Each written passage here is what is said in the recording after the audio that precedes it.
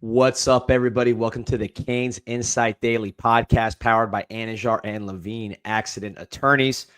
If you're back at work, welcome back. Glad you're still listening to us. It was an incredible weekend, as we all know. Got Bethune this week, but I think we're going to sit on Alabama for a little bit here. Sorry, sit Alabama. I got Alabama on the brain after watching that FSU game. Sit on this Notre Dame win. Giant win for the Miami Hurricanes program, and we'll talk a little bit about that.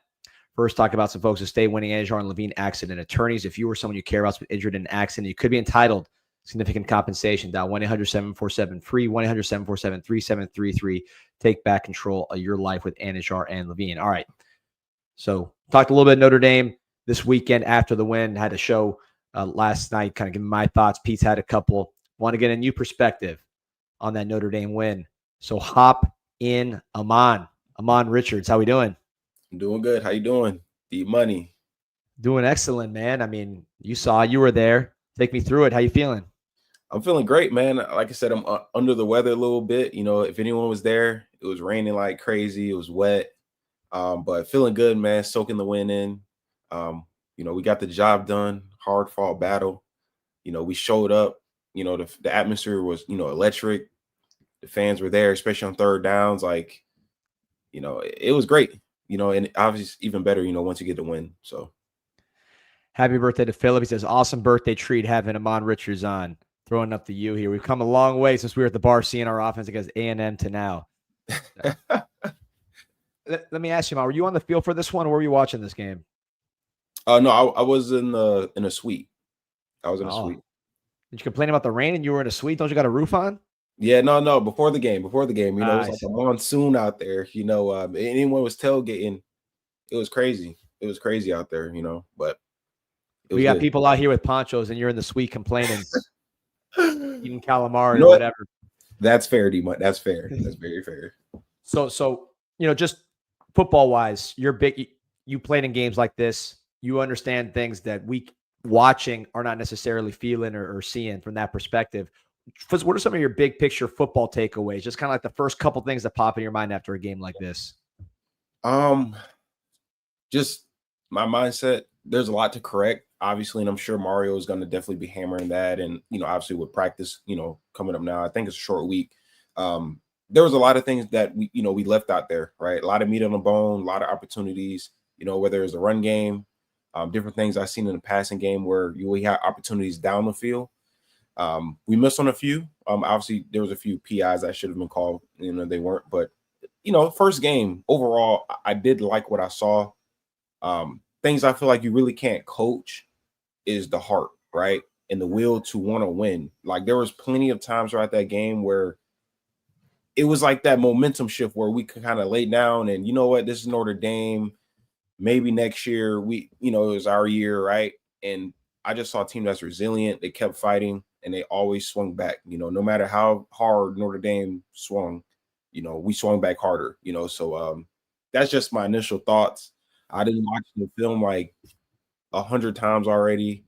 And every time I watch it, I'm seeing something different or learning something different about our team. But, man, overall, man, I love it.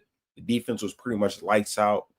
And even with the few covers, bust or whatever the case may be, overall, we play very fundamentally sound. We're in position. And we're just attacking, man. Like, we're attacking on offense and defense. Like, we were delivering the blows. We weren't getting punched in the face. We were doing the punching. So that was good to see. Drek saying, AR, Mally's coming for your record. That's the narrative. It's already on Twitter. People are talking about it, man. You're in the middle of it. How are you feeling about the whole situation? It's over with, D-Money. It's over. I told people, man, if I could wave the white flag, I'll do it now. That kid, man, is as advertised.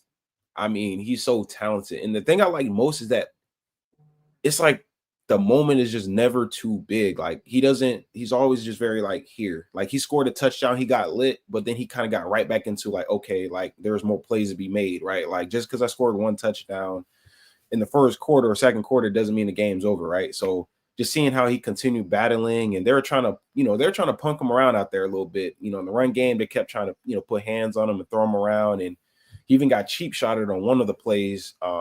He did an over route. They kind of took a cheap shot on him, kind of like a welcome to college football thing. Let me ask you about this because, my sense, a lot of people are asking about how he went into a shell late in the game as far as being conservative, right? All the runs and all that. I don't know what their thought process was, so I'm not speaking for the coaches. It seems to me, and you were at practice and you've been part of this process of getting a passing offense in sync.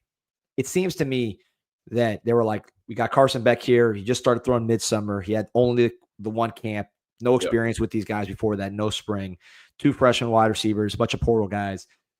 Maybe they just didn't trust, at least the sense I got from just, again, this is not based on any information. Yeah. They didn't trust the passing game going against an elite secondary that's top 5, top 10 in takeaways, right? That's what I sensed. I don't know what you thought as far as the decision to kind of shut it down later in the game. Yeah, I mean, I see it as like almost like a reconciliation for that Syracuse loss. And if we think back to it, it was, I mean, a 7-point kind of difference, but it was 21-7 and Syracuse was 21-0. Same type of vibe, right? We kind of got out there early on them. Difference is, I just think we wanted to do what we should have done that Syracuse game, right? Run the clock, lean on the run game, chew as much time off the clock, and don't give them opportunities to get momentum and, things of that nature. So I think that's really where it came from. I think, Coach Dawson, he said it in one of his, the post game. He's like, look, the secondary was obviously the strength of their team, and the way they were playing at that time as well, like they were kind of getting sticky. We weren't really getting no calls, right, as far as pass interference, right? So you don't want to kind of start taking shots, right, getting a lot of incompletions and leaving just a bunch of time and opportunities for, CJ Carr to get hot, right, and, make a comeback, which he did. But if you really look at how it ended, they didn't have enough time at the end of the day. They ran out of time, and I do think that last drive we saw like Dawson and, Beck kind of like, okay, we're going to throw on first down. We're not going to go run, pass, right? We're going to mix it up. We're going to go pass, run, run, pass, right? We switched it up on them, and I think that's where we're able to get in field goal range and get that field goal. But I'm cool with it. I know people are upset with it, and I get it. I think we could have maybe been a little bit more creative as far as like, if we're going to run the ball, maybe some jet sweeps, get guys on the perimeter, things of that nature. But, end of the day, like it is hard to win, especially in the top 10 matchup. If we see, Clemson, LSU, right? Those things are going back and forth all game. And that's just kind of how I saw it. So overall, I'm glad we got the win. But I did see a lot of people, were getting upset with the play calling towards the end. But I do think if we took shots and we're throwing the ball around like that Syracuse game and we we allowed them to win, I think people would be crashing out a lot more. That's a fact. Pete's hopping in. Pete, how we doing? Doing great, man. Doing great. How are we feeling? Feeling like $1 million. I was just about to ask Ahmmon about Carson Beck, right? So you've seen him in practice, but now seeing him in a game, seeing him in those nice pockets, playing against a really good defense. I think they had 8 returning starters from a championship caliber defense. So good test. We saw what he can do. 2-part question, really, which is what you see from Carson Beck, and do you think that this passing offense, like, is there more there that we might see over the course of the season? Yeah, 100%. Beck, in my opinion, I felt very comfortable watching him for whatever reason. I don't know if it was just maybe how he was going about the game, but I was just never really worried about him. Like, he was just very calm. Like, he didn't look like he was really like stressing about anything. Like he was just playing ball. As far as the offense, I think there's a lot of room to grow. Obviously, he just started throwing the ball, like, obviously in like a competitive setting, like 30 days ago, if that, maybe a little less. So, I think there's room to grow, a lot of room for him and the receivers to connect better. I think we had a lot of opportunities down the field we missed on, and that's just things you can correct, right? You're going to get to the drawing board. You got Bethune coming up where, respect to them, but it's almost, like practice, right? You're gonna get out there, get some game reps, just continue working on that timing. And I think that passing attack will be very good as we get deeper into the season. When we get to week 4 or 5, I think that's when, things start kind of clicking, better. But I still like the shots we're taking, early on. JoJo, he had one post route, and honestly, if he doesn't go inside, if he keeps it over the top, like he still might be running, so stuff like that is like that one play might have just like, blew the roof open in that place, early in the game like that. I had a quick comment on Beck. One thing that I noticed rewatching the game is how strong he was right? Like physically strong with guys bearing down on him. There was one throw in particular where it was fourth quarter. It was kind of over Malachi's. It was the one-on-one Malachi. It was like over his head. He kind of tried to bounce off him a little bit to get a little booster, maybe sell a PI. But there was a couple throws like that with guys bearing down on him. That one in particular with he was literally, a defender was draped all over him and he made the throw. I mean, you see the core strength with him, right? Like, and I think his ability to kind of stick in that pocket is going to be big. Again, not to make these Ward Beck compare, especially through game one, but it looks different. Obviously, just the way that the offense seemed like they were more on time in that sense. Yeah, like, I mean, even just like quick 5-yard intermediate routes, like he's, getting his set, he's delivering on time. If the check down, right, he's not waiting on, like, if he's seeing a coverage and it's not there, like he's getting straight to his, third, fourth option. So I like that. And you're right, that pass he threw to Toney late, he was literally getting like sacked and he was like going backwards the other way. He really threw a dime. If Toney just kept running and he didn't go back into the guy, he probably catches that like literally like right on the line. So that's a good point you bring up because, I didn't realize how strong he is in the pocket. Yeah, there were some times guys were breathing down his throat and he stood in there or, escaped and, picked up a few yards. Beanie Boy saying, shout out to Ahmmon. He's in our Canes group chat. You think Mally breaking? You're right. Everybody's asking about it. He talked about it up top. He's waving the white flag. But, man, are you ready to hear? It's pretty cool, though. People are going to be talking about your record all year, so that's pretty cool. Yeah, no. At the game, everyone saw me there. Hey, brother. Hey, Pete tweeted. He's like, or was it? Yeah, it was Pete. Yeah, like, hey, it's like, I don't know. I'm like, hey, I don't know. I don't know either. Let me ask you, Ahmmon, about these two guys. There's a question from Lord Baconton saying more JoJo and Elijah Lofton. So I said on the show yesterday, now that we've gotten past this game, right, and the secrecy's kind of done, Lofton and Trader banged up during camp, missed some time, missed some chemistry with Beck, and they're fine now, but they're working their way back. So that's, again, I'm not going to say that before the game, but that's why we haven't heard about those guys as much on the show. They were just working their way back, banged up. From your perspective, you've been at practice, so people are coming at me and texting me like, "Hey man, you were hyping up JoJo Trader and Elijah Lofton all spring. What are you talking about? I didn't even see those guys." Ahmmon, you've seen these guys do their thing healthy. From your perspective, having seen them, are these guys that once they get acclimated and full speed could be major parts of this offense based on what you've seen? Yes, it's a long season, man. We can't, you can't put too much in week one, right? Lofton, for example, like he was wide open up the seam on that play that Beck threw to like CJ Daniels on like a quick little hitch route or whatever. He like rolled and then he was going to take off. He threw it to him. If you really go back, like Lofton was like literally going straight up the middle of the field on like a delayed release go or something, I guess is what it is. And I mean, he would have been open. So there's plays where I'm saying, like, I think those guys could have gotten the ball. It's just, the timing, whatever the case may be, where if he would have waited a split second, he would have seen Lofton like streaking straight up the middle of the field. But that's what these games are for, right? You watch a film, you learn. I'm sure they're going to talk, connect. JoJo, same thing. Like he had 2 opportunities, I believe, on, pretty much go balls.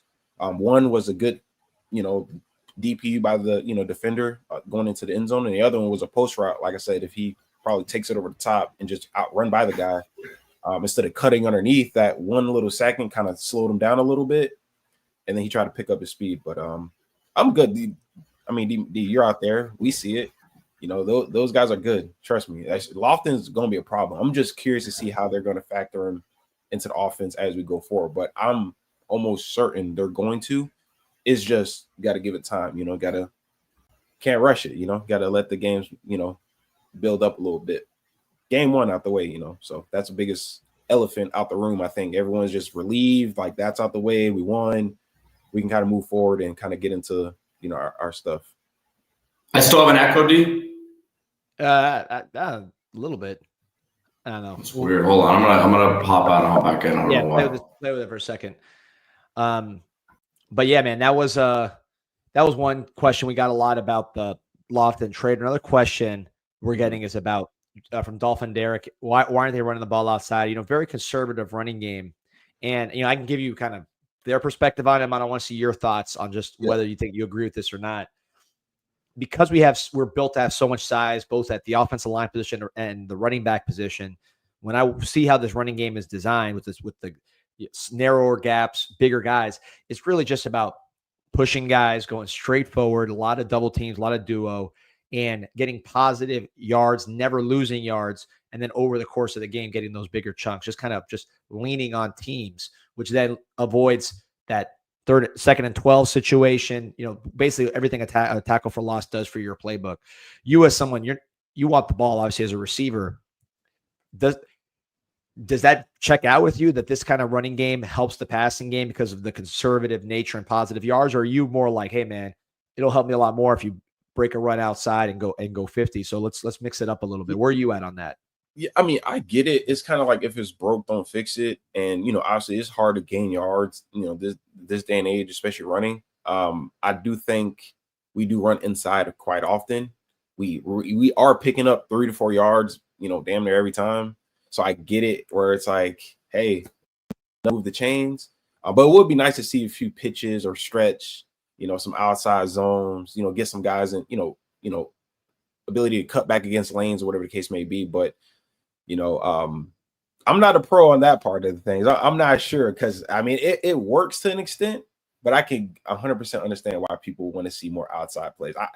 I think in this game particularly, I think Notre Dame had really good edge rushers or edge guys, as we seen them cracking down when we were doing that like trap type of play where our tight ends coming down cracking. Like they were like, they were physical on the edge. So I'm not sure if we just looked at the weakness, like, okay, their D tackles are what we're going to attack, and we're just going to lean on that. Maybe that was the game plan going in, and just stuck with it. Because usually, to be honest, like when you make a game plan, I'm not sure a lot of people know this, but coaches almost like all the time don't go outside of what's actually on that paper. Like whatever they game plan for that week, like they're running everything on that sheet. They're not gonna have a sheet and then call something from like 3 weeks ago and like, hey, I remember this play. Like it don't go like that, right? So I think they look at the matchups, they look at the team, and they go get their game plan, all the run plays and stuff, and they just roll with that and they stick to it. Tyler Cannon says the route running was elite from CJ Daniels. I think everyone's obviously making, excited about the catch that he made. But yeah, I agree with that. There was there was one on that. Was that a third down or was it a second down where he came back to the ball for Beck, made a sliding grab as well. So I think early on, I feel good about my prediction of CJ and Malachi being the two leading receivers here. Yeah, what do you see from their routes, Ahmmon? Both, Mally, I know that whip route. That was like, I saw some wide receiver coaches on Twitter using that as sort of teach tape, and then, CJ Daniels, the route, even before the spectacular catch. You can talk about the catch too, but just that whole play. What do you see from those guys running routes? Man, they have really good stick game. And I call them indicators for the quarterback. So a lot of these routes are like quarterbacks are looking for you to, give, something to stick at the top of the route. And it helps them with their, as far as like being on time and, knowing where you're going to be when you stick. So that's why I see with Toney, like that stick game, that separation is lethal, man. Like he gets in and out of breaks very smooth. Like it seems he plays with very good level as well. Like he's always at the same height, no matter what route he's running.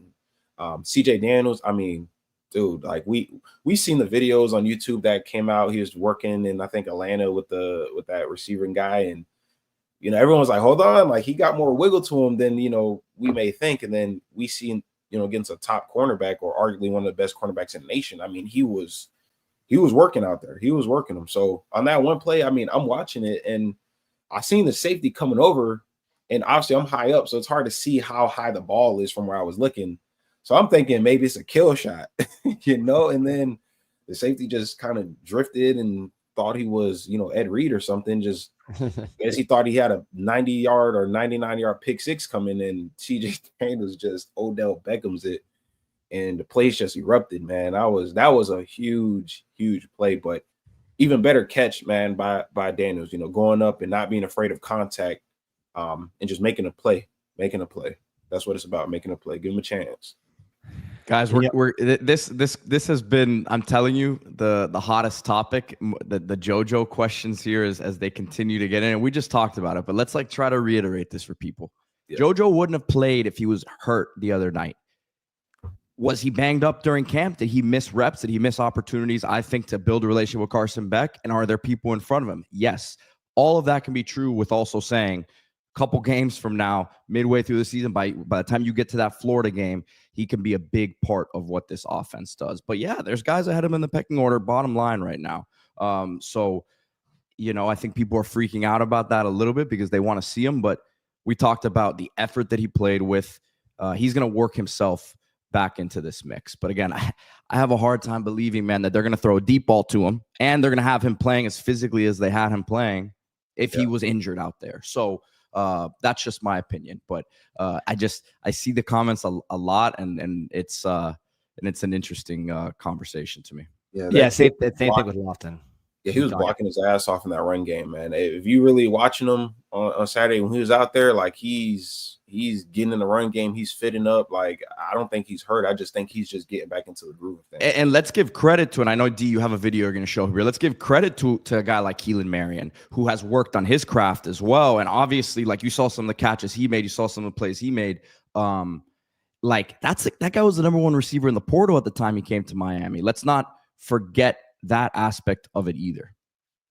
Yeah, I showed this video yesterday, but those who didn't see it, I wanted to show it again. This is from my guy Carlton, CJ Daniels' dad. He sent this to me back in spring when CJ first came back. This was like his second practice back towards the end of spring of this season.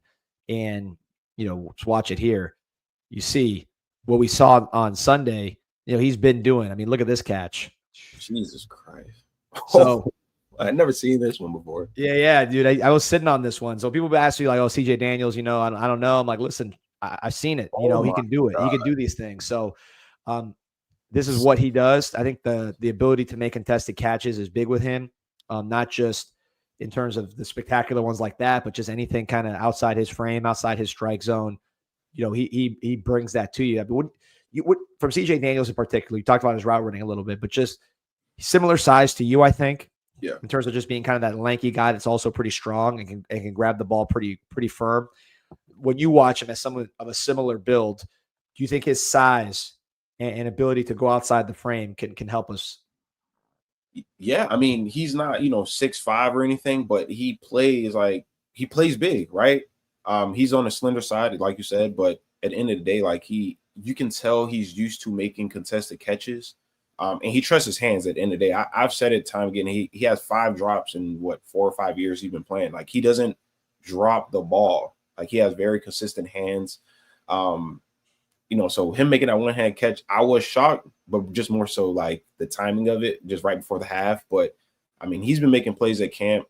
If you really go back when he was at Liberty, because you know he hit the portal before he went to LSU. Like we're interested then, right? So I've been seeing him when he was at Liberty and things of that nature, and you know, he has really good tape from there.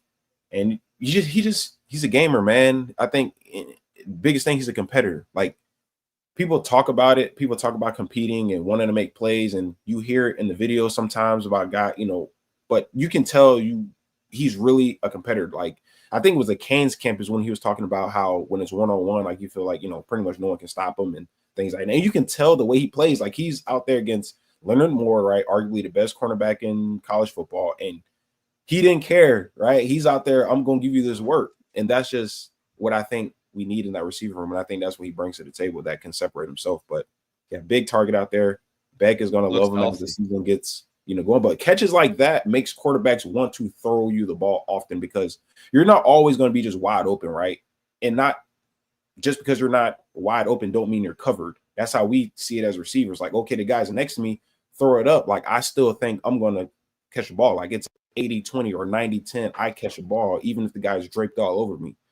So, you know, man, it's good. I think it's going to get better. I think this is just beginning for that kid. You know, he's going to have a big year. He's going to have a big year. Pete, everybody's asking. I heard this question several different times in the chat. They want to know what, you know, what sounds a lot different. What sounded a lot different that there? That pigskin coming off of Carter Davis's boot, man. I'll tell you that much. You said it, man. You said it. Juan Manuel asking about Josh Moore. You know, Malachi is getting a lot of the hype but Moore had a lot of snaps in this game and important moments. I think, was he out there on the last drive? He might have been. They weren't holding him back. He played a lot. Yeah.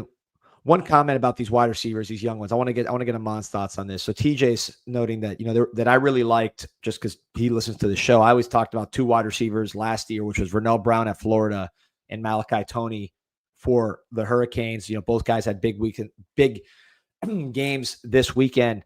And one of the reasons I liked those guys was because of the intangibles and all the sort of off the field stuff that they do to get themselves ready to play, their professional approach, the fact that they got instincts on the field, so the instincts off the field, and then they just work hard off the field. And my thing with receivers has always been, you got to get guys that are going to work on their own, because you can work on receivers so much by yourself without pads or whatever, that's a difference maker. You played the position. You know this way better than I do.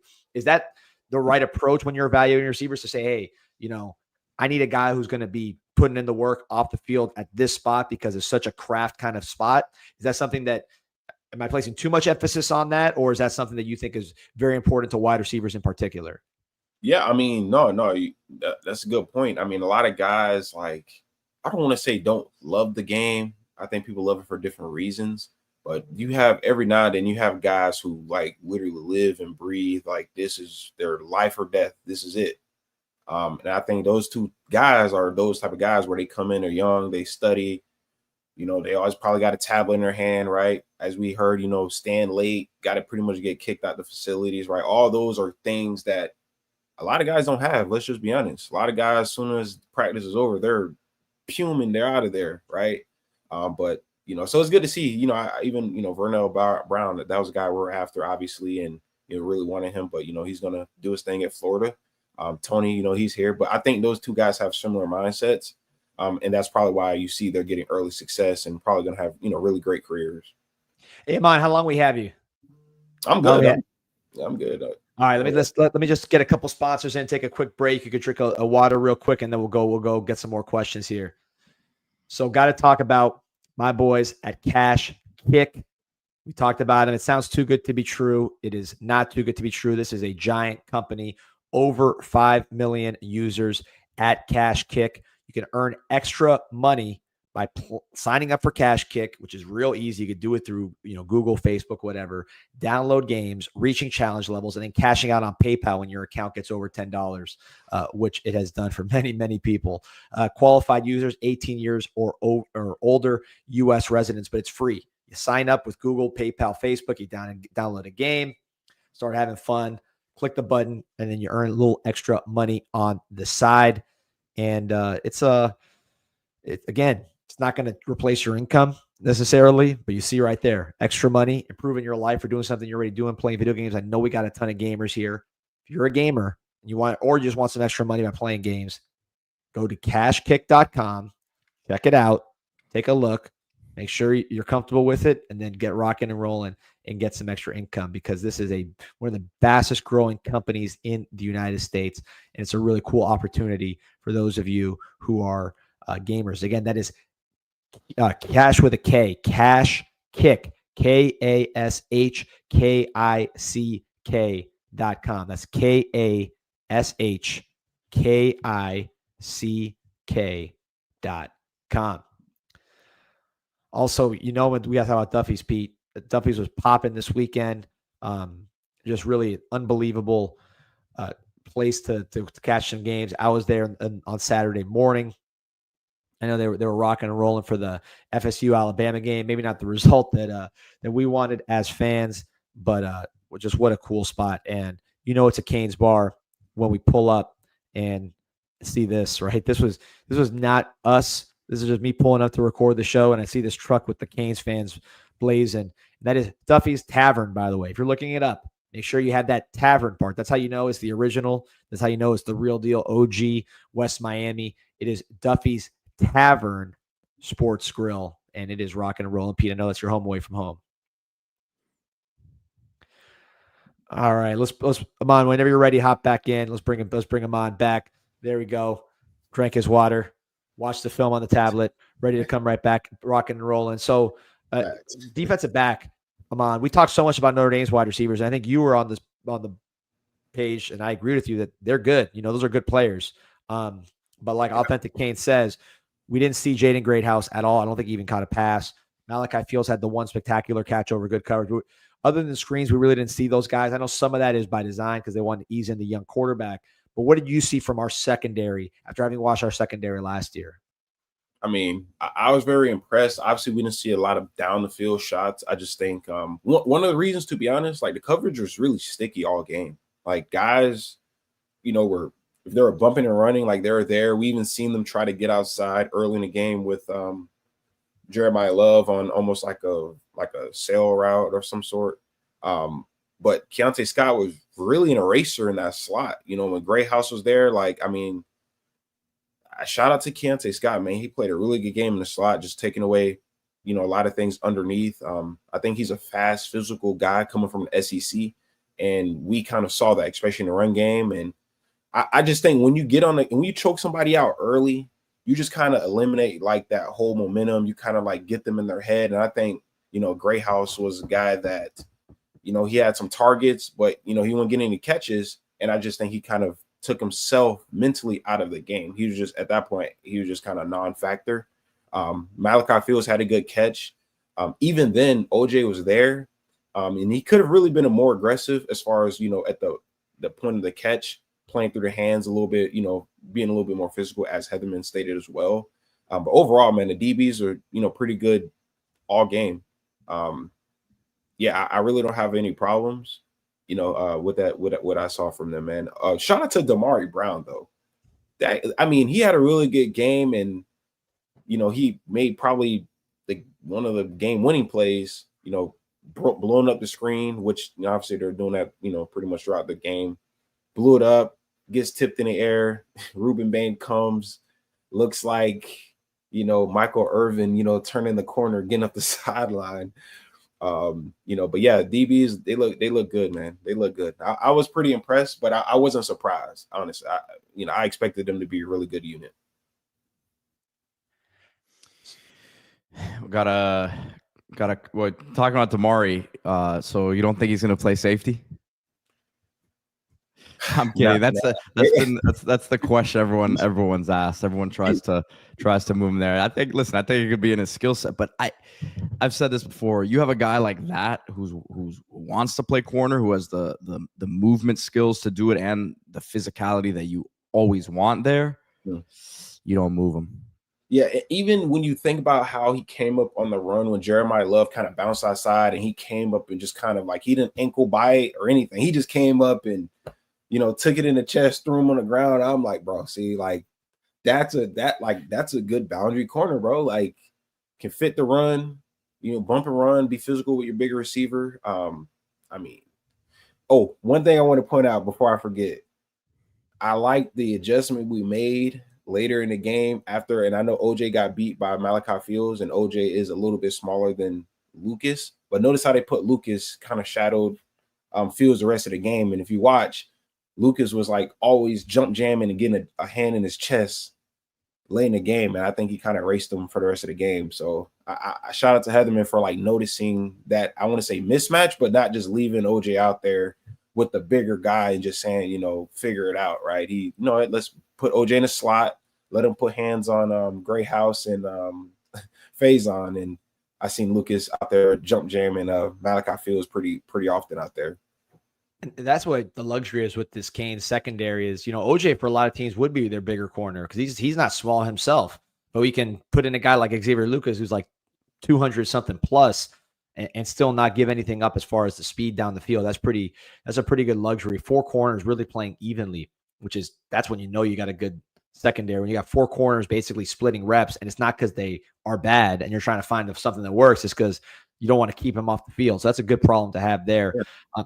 Raising Kane, talking about how about the second half adjustment? They were putting their number one defensive back on our 17-year-old receiver, Malachi Toney. I'm sure this happened to you during your freshman year. And I wonder, just mentality wise, is that something you notice? Like, hey man, they're shadowing me with their number one guy. Like, like you just put myself in your shoes, put the audience in your shoes. That's something you're seeing. Like, hey man, all right, I know I'm playing good because I know this guy's their top guy and he's following me. Yeah.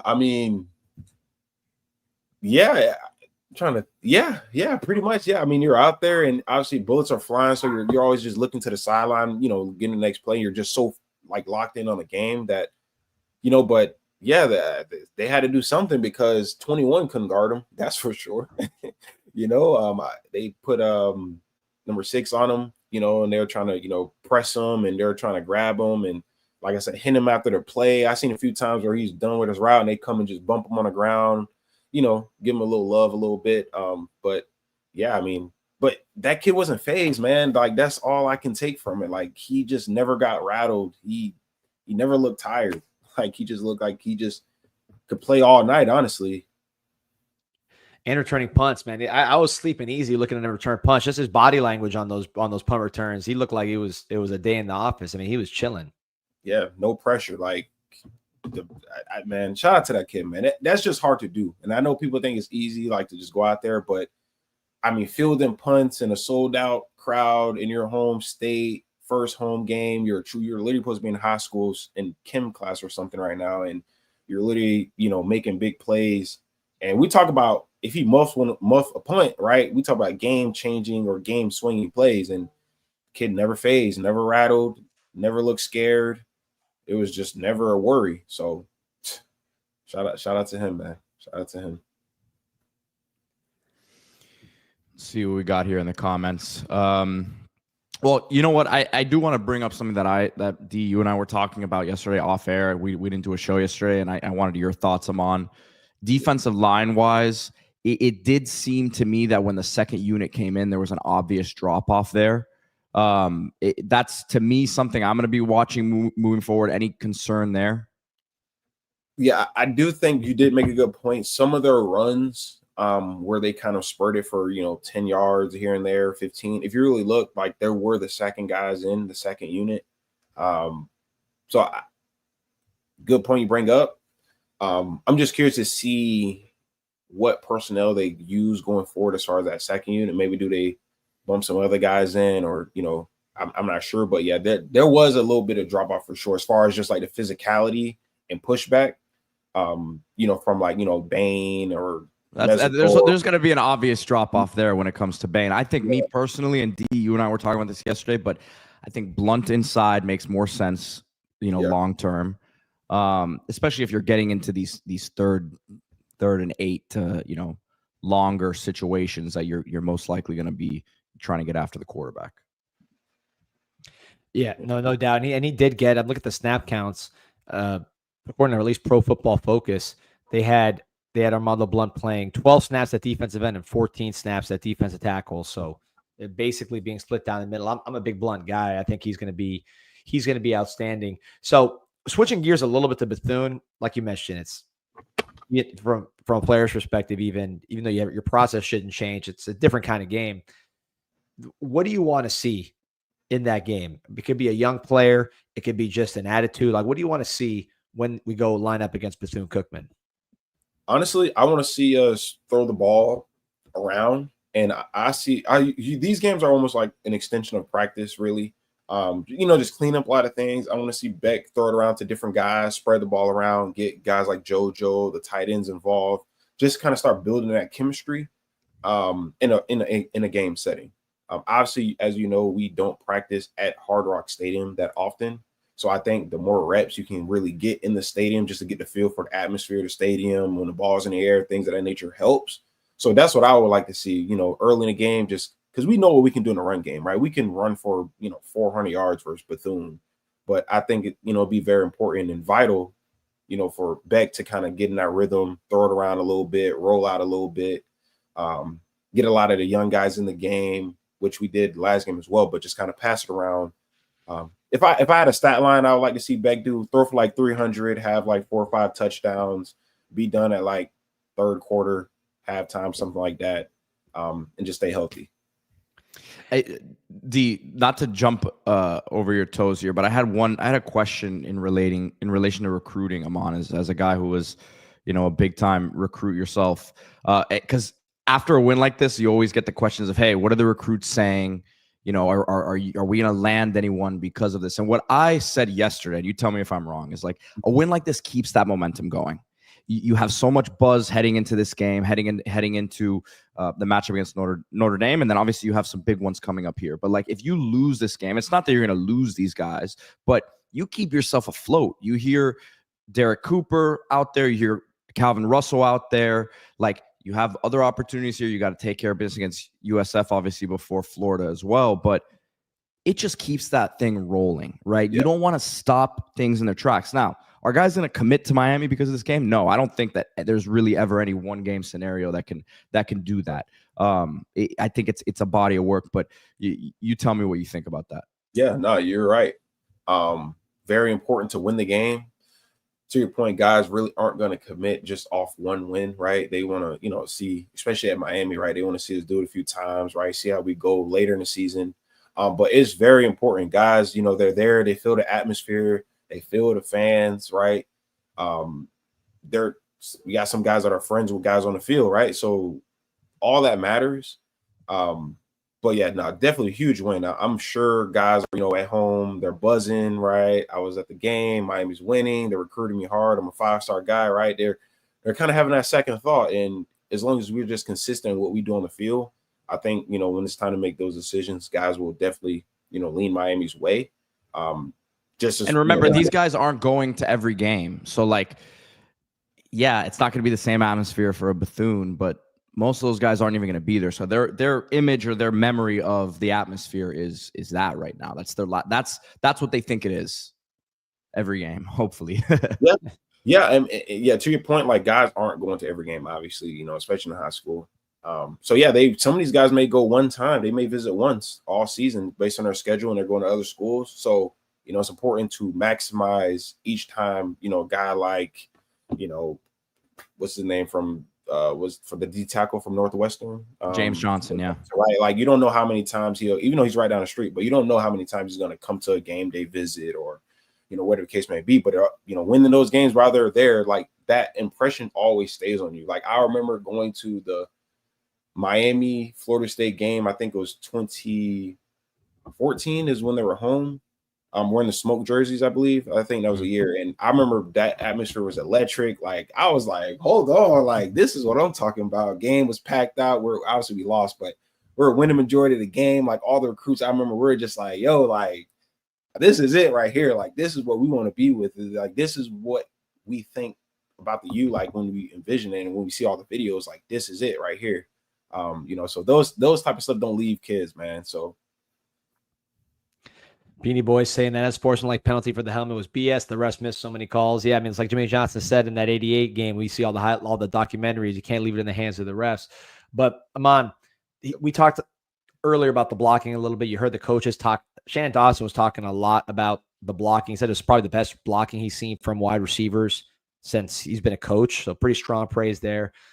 But yeah, you got some pretty, like, if in terms of your highlight reel, you got the West Virginia touchdown when you jumped over the dude. But I think the block that you had against Florida State might be the one you see the most in your highlight reel. So what we're talking about here. But coaches are gonna praise blocking because they want guys to block more. That's the coach's job, right? That's their MO. That's what they're focused on.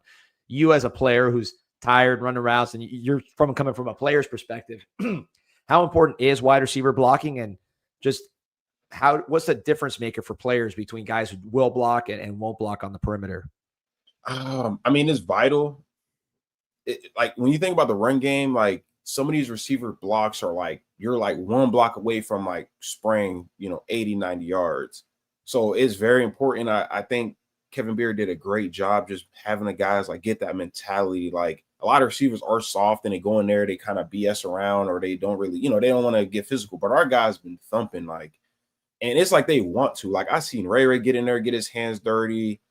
Tony Johnson, he's getting there blocking. JoJo, obviously, he almost got his helmet ripped off because the kid got so mad, that he was blocking him after the play. Keelan Marion, I'm seeing he's getting there. Like, they're setting the tone, man. Like, they're putting hands on guys, and that type of stuff matters. A play that I want to point out, and I'm going to try to find a clip and show you, but there was a play where I saw Christian Gray, and I knew, I'm going to say we won, but I knew like we won the battle. He was getting blocked by, I think it was Malachi Toney at the end, and he was like dapping up Malachi, like kind of slapping him on his shoulder for blocking him. And I'm just like, dude, like that's a weakness. Like that's how we see it. Like that's weak. Like you're not supposed to be congratulating the rival, you know what I'm saying, in big games like this, right? It's kind of like the waving the white flag. And in my opinion, I saw like we're getting after him all night, and he just kind of wanted to be buddies now. Like, hey, we're friends, like we're cool. Same thing with Marion, you know, he was blocking and guys kept coming to him after the play and was like trying to like buddy him up. And they were like shaking their head like, nah, like we're here. And I'm like, shout out to Catch a Beer for that, man, because that means they really take this blocking stuff, you know, to the heart. And that's how you win games, man. That's literally how you win games. Lord Bakington asking if Russell and Keys flip and Lanier reclassifies. Will we take all three there? I mean, look, I'd be shocked if Keys comes one way or another. So I'm not. I know D, you said potentially another flip there. He just flipped to Tennessee, but I don't see it being Miami there. I think Lanier jumps right to the top of Miami's board if he's able to reclass based on what I've been told. And I know they're working on that. Not the reclass, they're working on recruiting him. Syracuse obviously has a tough battle there, but on that whole debate, I just have a tough time seeing Syracuse having the ammo to land both Russell and Lanier. Can I ask you a question real quick? What impact does a team signing with like Adidas or Nike like actually like impact as far as like recruiting? Is that something like? Well, I'll tell you this from the NIL perspective I'm on it, and you know about this as well. Mm-hmm. Like if a Keys has a deal with an Adidas, he can only he can only wear that Adidas off the field if he's with a Nike school. So he can't wear it, and he can't wear it technically really around the facility. You know how it is. Like they have to uphold certain things within their within the contract obligations of, you know, again, if Miami was with a Nike and a kid who was with an Adidas comes to here, they can't really utilize that deal fully. If he's at that school, they could maybe do player exclusive stuff for him. They can do a lot more within the scope of the deal where, yeah, you're going to want to probably go to a school that you can wear your like brand on the field and do kind of take advantage of that. And I think technically that's going to give them more bargaining power in terms of like, if they're going to sign a deal that they can only wear it off the field, the money's not going to be the same. Like that's just what it is. So there's some gray area there because you know that these Adidas, Nike wants these top prospects in these schools too. So there's some gray area there, but yeah, that's how it affects it. Okay. By the way, if you want to talk about any of these guys, it's talking multiple 5-star guys. This is the way you need to get it done, which is CanesConnection.com/CIS. Sign up. You get 50% off your first month. If you use promo code CIS50, I'm sorry. That'll get you 50% off your first month. I'll be doing a private Zoom probably this week, getting everybody up to speed on what's going on with the Canes from the insider booster perspective, behind the scenes. That's for people who are supporting the cause. CanesConnection.com/CIS. You know, we talk about these receivers, Pete. We were there on yesterday at the Hecht, right? So we were cutting some interviews after your podcast, before mine. And we saw Tyron Evans looking gigantic, bigger than any receiver we have. I mean, he looked maybe at least the same height as Josh Moore, if not an inch taller. And then we saw Van Spafford with his mom enjoying his visit. So those are two big-time pieces of what Miami's trying to do. And they were both on campus yesterday. And I love Evans. I love Evans as a deep threat. I don't. Just the first couple of games, it doesn't seem like I don't know what their situation is offensively. He doesn't have a ton of catches, but 2 deep balls, like he takes the top off of defense. And I mean, he's a legit like 215 right now from what I've been told. So nice to see them stacking those body types in the room. Mm-hmm. Yeah. I'll talk about the uniforms. You've worn the uniforms. What do you want the uniform to look like? Like, what's if you were the king of the world, no one's paying you, I don't think, on any of these brands, right? So that you have a conflict. So give me your honest opinion on just the dress, the uniform you want. I have a superstition, man, and I'm a Nike guy.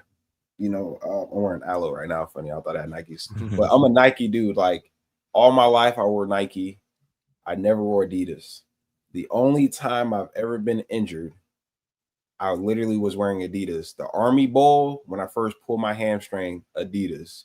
Got to Miami, we're Adidas, turf toe, torn hand. Like I don't know, rather like maybe it's the way it is, but Nike's just always been more comfortable for me. Like the way it fits on my foot. It's just very comfortable. I feel lighter, and I know Adidas makes light cleats, but man, Nike, like they do a really good job with their shoes. So I've always been a Nike dude. I've always hated Adidas, but obviously at Miami, you're forced to wear it. Just kind of earlier, right? You don't really have a choice. I gotta say, most of our guys in the draft prep I'm on, you know, you gotta get the guys their cleats for training. They pretty much all want a Nike. Yeah, no, it just feels different, man. It feels like you can actually cut and you don't have to worry about your ankle damn near breaking. These starting to feel a little uncomfortable with these conversations, man. These aren't politically correct answers. No, I was curious. Well, and I was also just curious on the colors, you know, the uniforms itself, because you were there when we started going back to that kind of throwback era, which as a fan I like, but you're the one wearing them. Would you rather us be like an Oregon where you're getting different kind of crazy looks, you know, high end crazy looks, but different kind of crazy looks kind of over the course of the year? Or you more like, hey, just find that classic orange and green style and let's just roll with that? I think you can dabble into both, which there's obviously rumors of us, like, you know, with the 2001 jersey scheme, but I've always said, like, dude, we should like have like an alternate uniform, like back in the day type of vibe.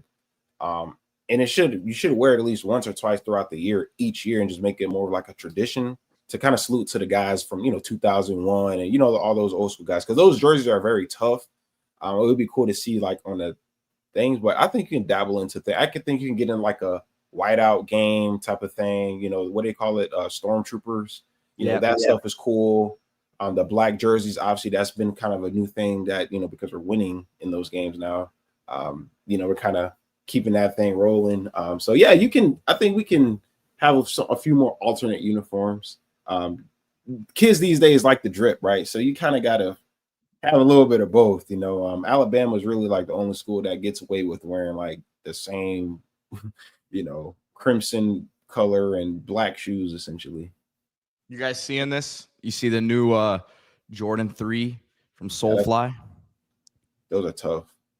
Yeah. They debuted these. I don't know when they dropped, but a lot of Kane legends were rocking these on the sidelines the other night. And the resellers are gonna kill that shoe, man. Jeez. Yeah.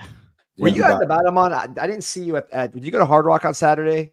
Yeah, I was there. Yeah, I was there, but I was trying to stay out the rain, man. It was like on the way there, it was raining. We got there, you know. I'm like, hey, I want to tailgate, but I was just like, I really was thinking, like, I was like, do I really want to like? No, I'm talking about the party on Saturday. I'm talking about the one the day before with all the players. Yeah. I went there. I got there like 7:30, 8 o'clock, but I left at like 9:30.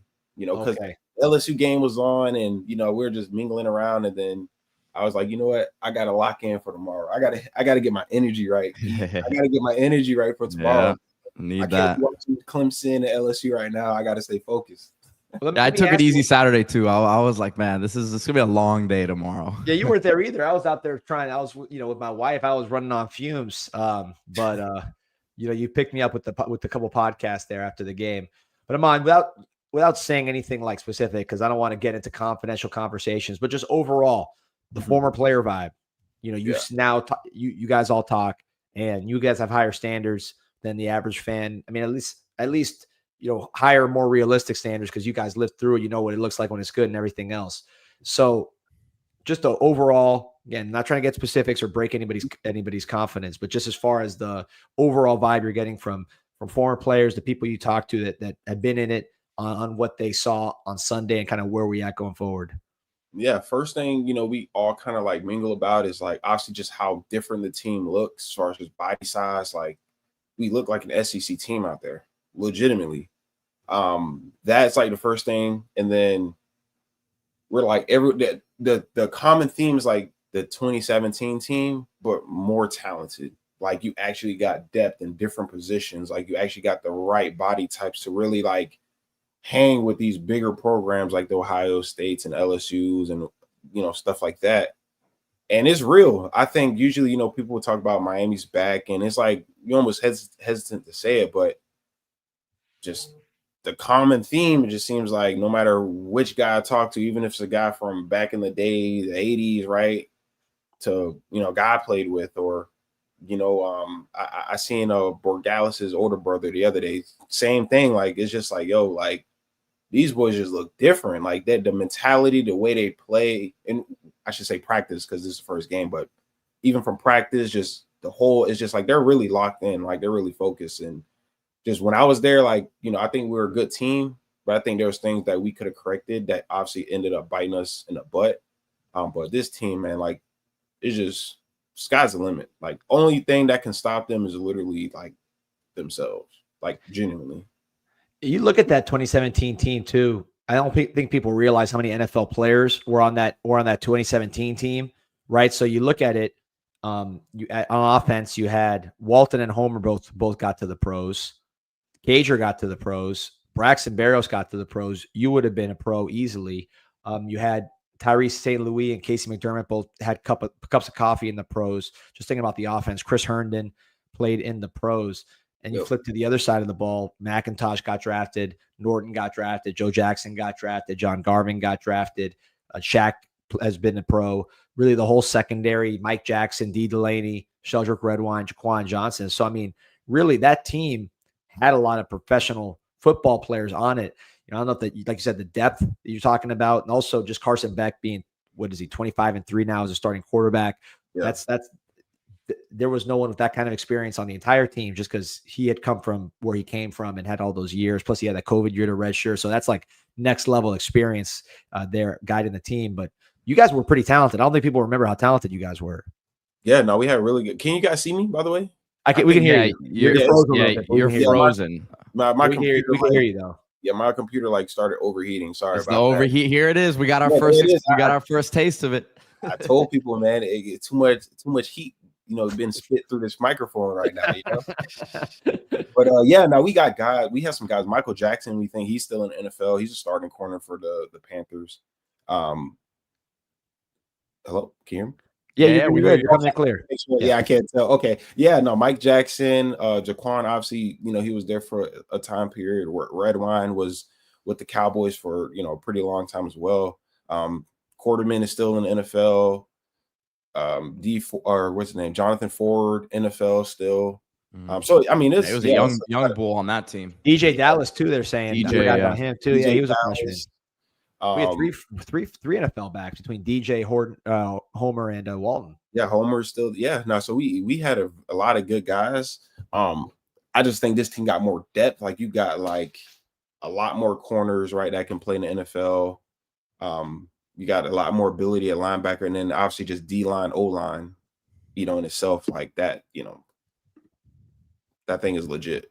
Yeah, O-line, I think you guys have some good offensive linemen, but I think this offensive line, being arguably the best in the country is just a different level maybe than what you guys have from a physical standpoint.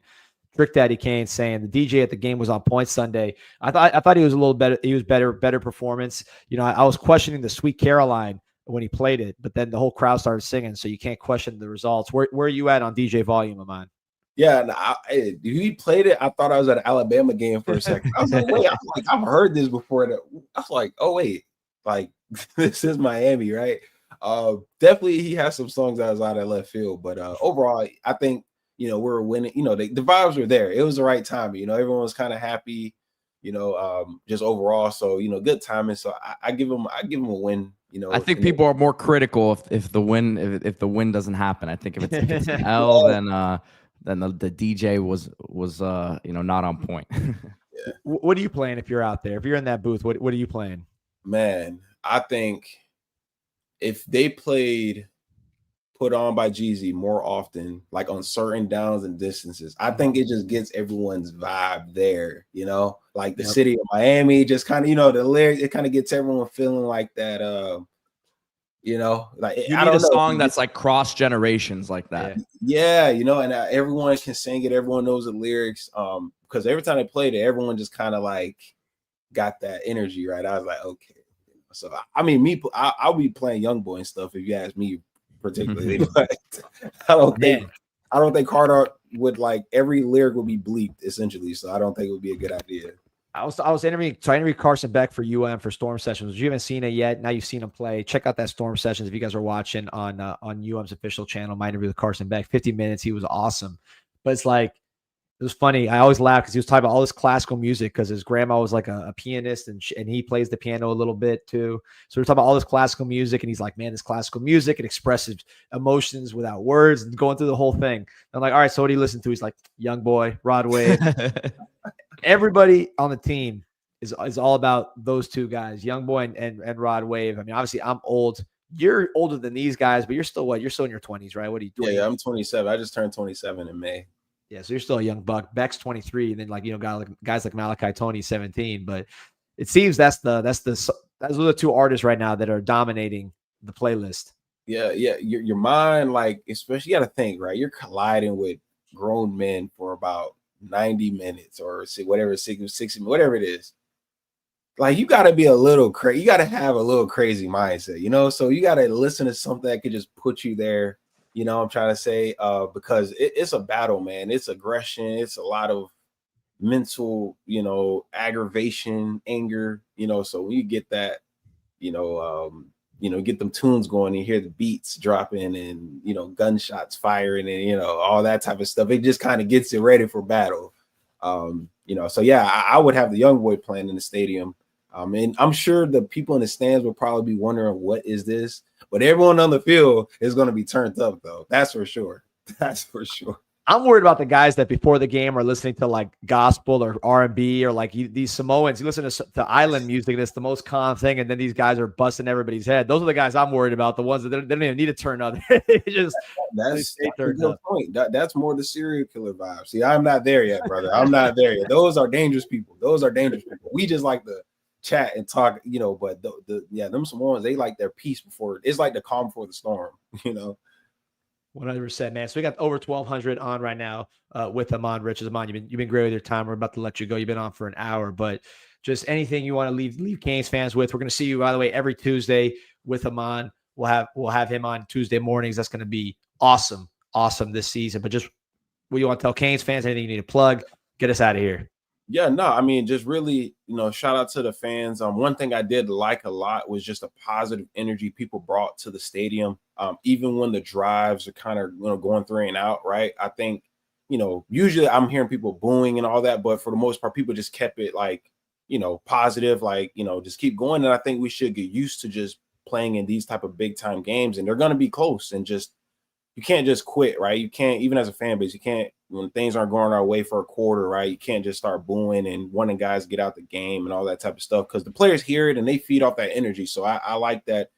No matter how ugly it got or how, conservative we may have gotten, we kept it positive and we kept pushing, and in the end, we're all cheering louder than I think we wanted to. So other than that, man, that's really it, man. Just, yeah, it's always love. Yeah, I'm here every Tuesday, so we're gonna stay tuned in. I'm just ready for a great season. A lot to clean up.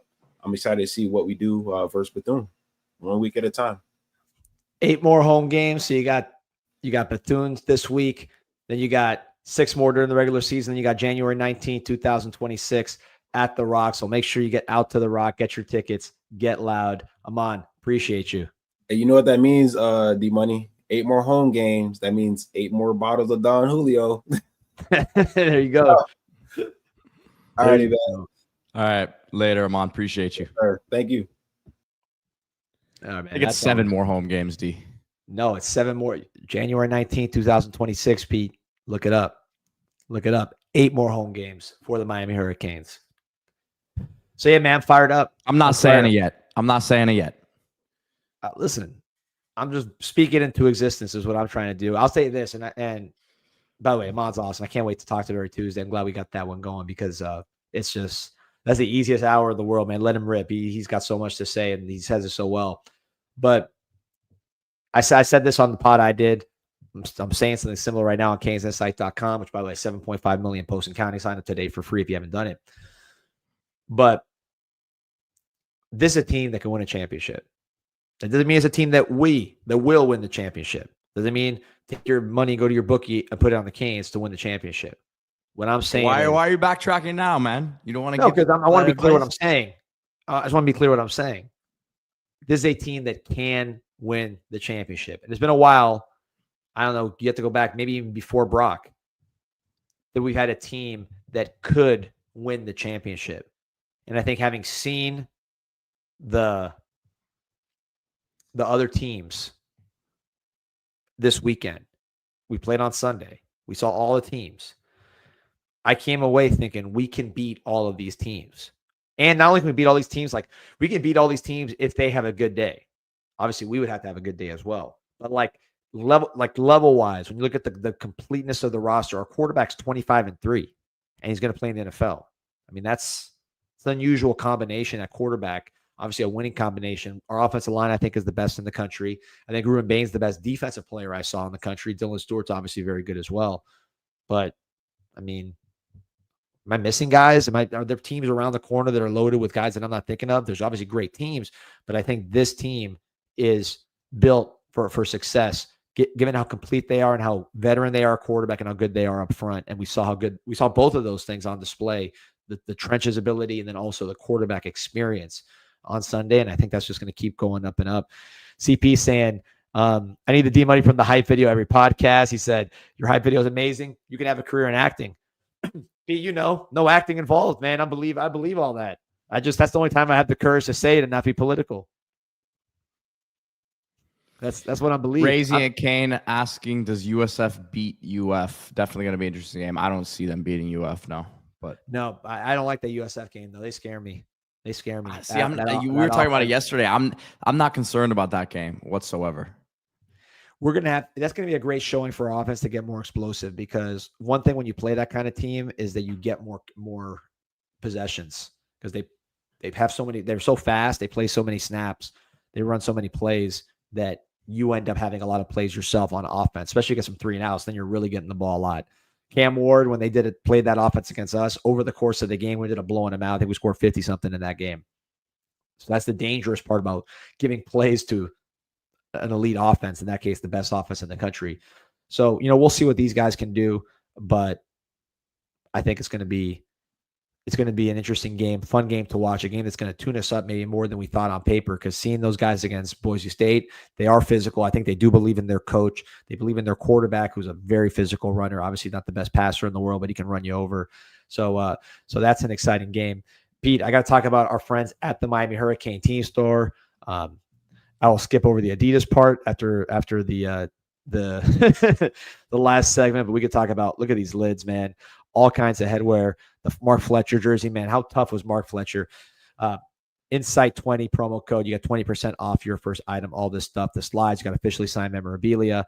You can go to the team store right next to the Thesis Hotel, or online, MiamiHTS.com. Harry, Jeremy, the best in the business. Youth stuff, women's stuff, men's stuff. They got it all at the Miami Hurricane team store next to the Thesis Hotel, MiamiHTS.com. Promo code Insight 20. But yeah, man, so I saw the Fletcher jersey. People always get on me for like how much I praise Fletcher and how much I like Fletcher. You saw it to me in a game like this, that if you want to play big boy football, right, you need your big boys. And I think Fletcher is one of the biggest, and I think his physicality, it's not so much his stats. It's look at his run and look at Leonard Moore, who's their best player on the team, along with Jeremiah Love. Look what happens when he tries to tackle Mark Fletcher on that first down run, and he gets completely just shot backwards like it was a car crash and lands on his back. You don't think that's affecting his ability to play the rest of the game? There's an intangible quality to, I think, what Mark Fletcher does physically, and you see it more in games like this than against, Stanford. This is the game, I think, where you see the value of a Mark Fletcher. Of course, Marty Brown, we talked about him. Both those guys did a phenomenal job. But I think the physicality and the way those guys get down, that's what you see. Andrew Vanderhoeven, I'm sorry. Can't send a picture, but I'm in front of the Islas Canarias Cuban Express as I type. Needed some fuel for the flight home. Smart move, man. There's nothing better. Load up, because you're not going to have Cuban food that good anywhere until you're back down here in Miami in the dining pavilion. Anthony Manzano asking us about Arch Manning. I think Arch is going to be good. I'm not too concerned about that game one performance. Yeah, I'm an Arch Manning believer, big time. I agree with you, Pete. Again, Julian Sane won the game, or his team won the game. This is probably the better way to say it. But if you ask me who would I take, Arch Manning or Julian Sane, I'm taking Julian Sane 20 out of 10 times. and getting late. I'm thinking Arch Manning over Julian Sane 20 out of 10 times. He's just more physical, more talented, more upside. And I think the timing and all that stuff is going to come. Canes 305 asking us which player do we want to see most on Sunday. I'll say Gerard Pringle. Yeah, I was going to say him and also Chris Wheatley-Humphrey. Those two. Let's see those guys, what they can do. This is their chance to run full contact. I think you learn most about guys like this in these kind of games because it's hard to get them into the games when you have those big backs that we've talked about. But before you put them in there, you want to see them in full contact and see what they can do. So this is a good opportunity for them to showcase their ability. And then ultimately, this is going to be their case to potentially get on the field down the road in these bigger games. Lauren Concepcion asking, what do you guys want to see against Bethune that we didn't see against Notre Dame? I really want to see that second and third defensive line unit get some confidence because you're going to need them against USF with the way that tempo is. There's going to be some tired bodies on that defensive line, and you want to see some of them get some confidence this week, make some plays, and be ready to be impactful players in the weeks ahead against USF, against Florida, and then as you get into the ACC. Yep, I agree. Just new players, guys that are going to – we played 3 true freshmen against Notre Dame, a bunch of young players. I think, a Bobby Pruitt, see more of him. Bryce Fitzgerald, see more of him. Dylan Day, who played, see more of those guys at safety, just to name one position. Linebacker, do you see a Kamal Bonner? He didn't play against Notre Dame. This is a guy who was starting and making a lot of plays for NC State down the stretch, got here later. Can we see him show what he can do and really accelerate his process of development and acclimation? Marquise Lightfoot getting even more snaps, starting to get his first sack. You saw his speed out there. He made a big difference. He played good snaps here against Notre Dame. Yeah. But you want to see more of what he can do, his versatility and his pass rush. Just guys you haven't seen a ton of. Dante Simpson, right, as a true freshman. What's he going to do at defensive tackle? There's a lot of guys that I love these games, right? Maybe because they're stress-free. Although for them still stressing because I'm worried about guys getting hurt and everything else. But these are great opportunities to see what you have. These are great comments from Ivan Hood, Chance Robinson, Nikar. Are those guys going to make plays? The backup quarterbacks, what are they going to do?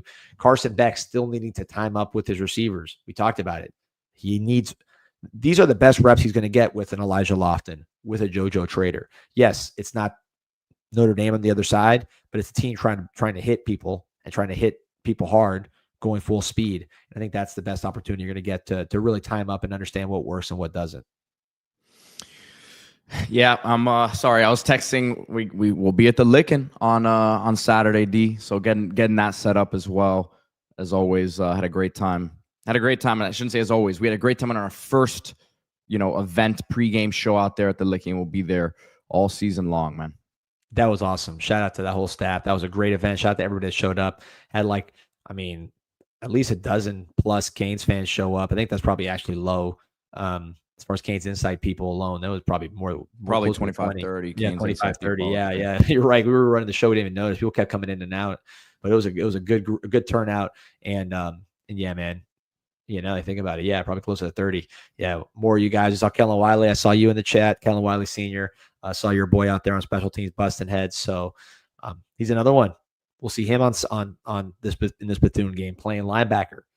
I feel bad for Bethune, man, because they're going to be taking some hits and dealing with some dogs that want to show what they can do. So we'll see. Hassan saying, it seemed Anthony Jones had a great time with you guys. Yeah, we had Anthony Jones on the pod. That was really cool. And yeah, he'd be a great addition. But almost 1,300 on, like and subscribe. Pete, I know you've been you've been on fire for the last few days. You're talking about my hype podcast. Your hype post-game podcast after that win is a must listen. If anyone has not listened to it, listen to Peter after the game, immediate post-game. He did a good job also the next morning breaking it down. But the Carter Davis's boot sweeping the nation. That's I've seen that in 4 group chats this morning and in the chat. So maybe you guys can go half on a t-shirt or something. But yeah, man. Overall, he can have it. How are we feeling before we get out of here? Good, man. I think you might be a little bit more confident than I am. The way you're talking about the national championship stuff, I'm not there yet. Very excited, very confident, but trying to stay even keel here. Look, here's what my message was. the players have to stay even keel, right? They got to stick with the process and do everything. We're fans. We can pretty much do whatever we want. But I'm not saying we're going to win all this. I'm just saying, in years prior, when you are watching college football on Saturday and you see Tua throwing it to Jalen Waddle and Devontae Smith, and the defense is a million first rounders, and Saban's coaching, and everybody's on point, you're watching that game. At least I'm watching that game, and you're like, man, we really don't have a chance to win the national championship with these kind of teams up there at the top.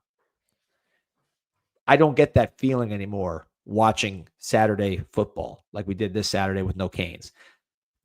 Now, part of that is because the Canes are better, and part of week one. But I think part of it is also just the parity. It's just those teams don't exist. Alabama is done. We know that. Georgia does not have Jalen Carter and Jordan Davis in that level of depth of first rounders anymore. Ohio State is good, but they have offensive questions as well.